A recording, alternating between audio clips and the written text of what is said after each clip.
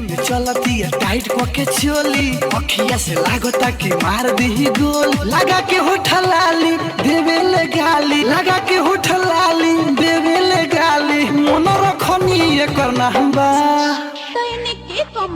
पीछावा से ले लो ये कर आगा के जाम्बा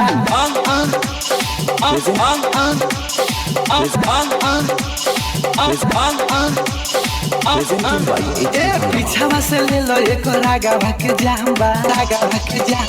रहिया में चलती है टाइट के चोली चोली चोली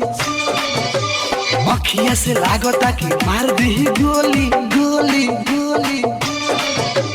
रहिया में चलती है टाइट के चोली अखिया से लागता कि मार दी गोली लगा के होठ लाली देवे ले गाली लगा के होठ लाली देवे ले गाली मन रखनी ये करना हम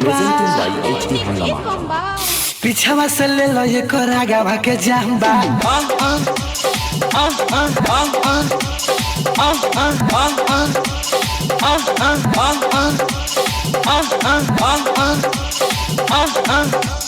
पीछावा से ले लो ये कर आगा के जाम्बा के जाम्बा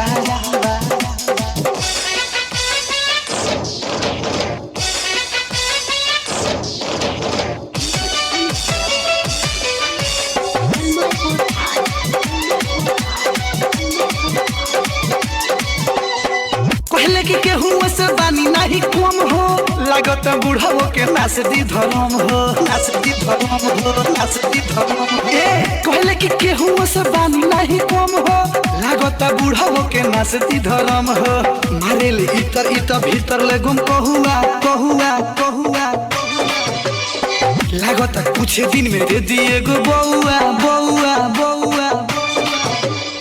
मारे ले इतर इतर भीतर ले गम कौआ लागोता कुछ दिन ये दे दिए गो बउआ जो बंधुन डोले टानिए के बोले जो बंधुन डोले टानिए के बोले एक राना केहू के गंबा